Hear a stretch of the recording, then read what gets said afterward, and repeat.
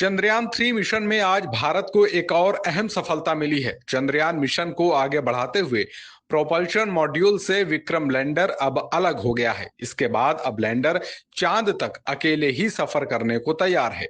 जहां चंद्रयान 3 23 अगस्त को दक्षिणी हिस्से पर सॉफ्ट लैंडिंग करेगा। अगर यह लैंडिंग सफल हो जाती है तो भारत चांद के दक्षिणी हिस्से पर उतरने वाला पहला देश बन जाएगा।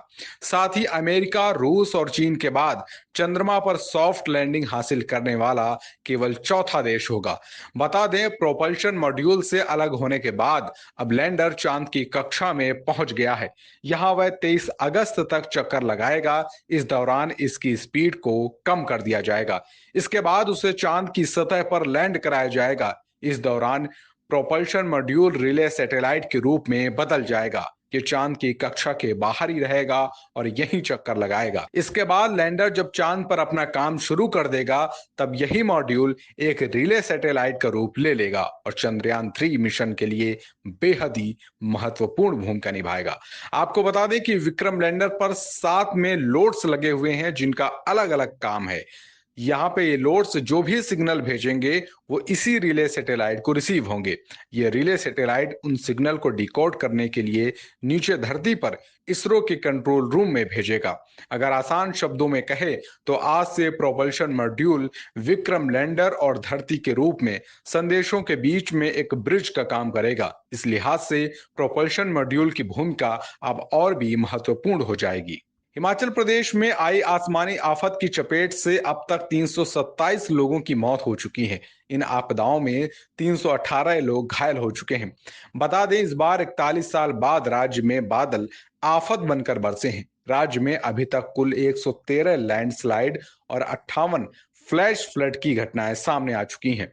हिमाचल प्रदेश के कांगड़ा में आज भी संकट के बादल छाए हुए हैं। स्थानीय प्रशासन ने सुबह 7:30 बजे से ही रेस्क्यू ऑपरेशन को शुरू कर दिया था। स्थानीय लोगों की मदद से प्रशासन राशन की किट्स तैयार कर रही है। ये किट्स मढ़ में फंसे लोगों तक हेलीकॉप्टर से भेजी जाएगी, ताकि बीते 4 दिनों से बाढ़ ग्रस्त इलाके में बचे लोगों की भूख से मरने की नौबत न आए। दूसरी ओर 16 अगस्त को आई प्राकृतिक आपदा के पीड़ित लोगों ने आप बीती सुनाई। उन्हें प्रशासन ने बड़ी मुश्किल से रेस्क्यू किया था। उन्होंने बताया कि घर का सारा राशन पानी में भीग गया था। इसके चलते पेड़ों पर लगे फल फूल खाकर गुजारा करना पड़ा। गौरतलब है कि प्रशासन ने अब तक 1731 लोगों को रेस्क्यू किया है।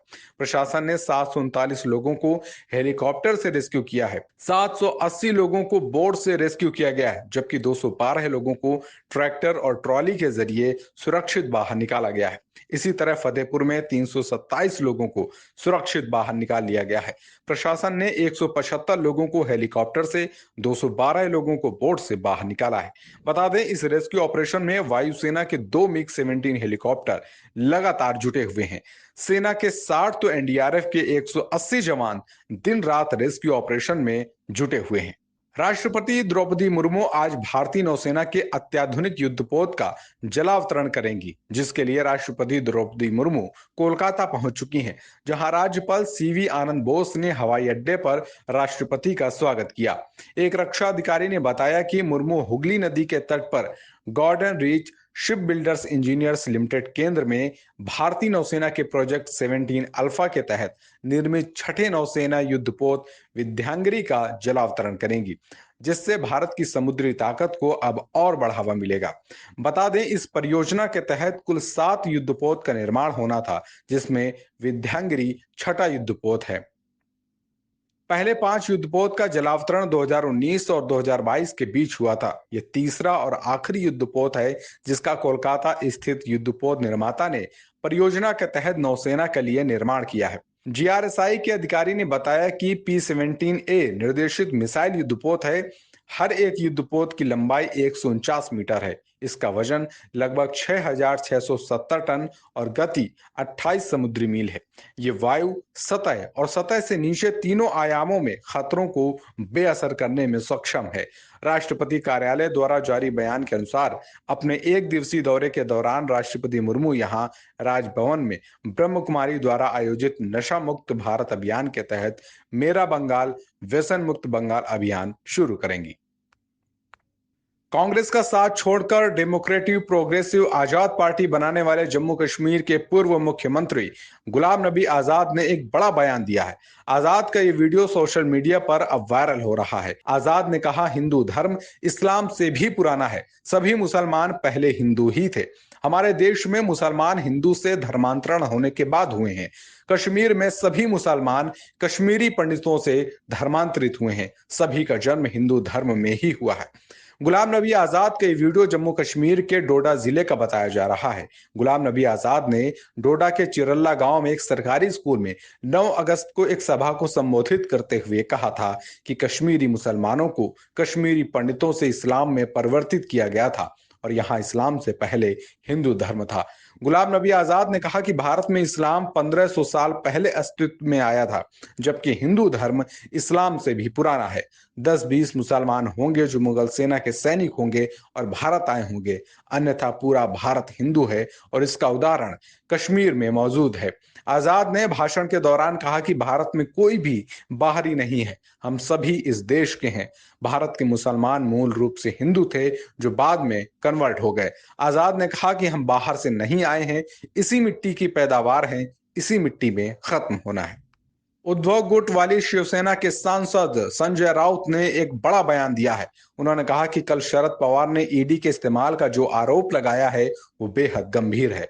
पवार ने कल कहा था कि ईडी यह तय करती है कि कौन किस पार्टी में जाएगा और कौन मंत्री बनेगा। संजय राउत ने पत्रकारों से बातचीत में कहा कि शरद पवार ने कल बताया कि कैसे शिवसेना को तोड़ा गया और पार्टी का चिन्ह और नाम भी उन्हें दे दिया गया। अब एनसीपी के साथ भी ठीक उसी तरीके से हो सकता है। संजय राउत ने कहा कि चुनाव आयोग का अब यही काम रह गया है और इसी शर्त पर पार्टियां तोड़ी जा रही हैं।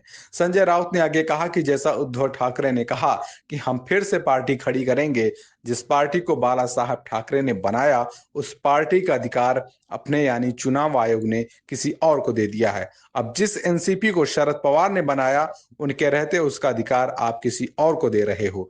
संजय राउत ने आगे कहा कि शरद पवार पार्टी के राष्ट्रीय अध्यक्ष हैं, उनके रहते उनके सामने उनकी ही पार्टी किसी और को सौंप रहे हैं। यह इस देश में हो रहा है। चुनाव आयोग समेत सभी सेंट्रल एजेंसियों का गलत इस्तेमाल किया जा रहा है। पवार साहब ने जो बात कही वो बहुत ही गंभीर है। इससे पूरा देश बहुत चिंतित है।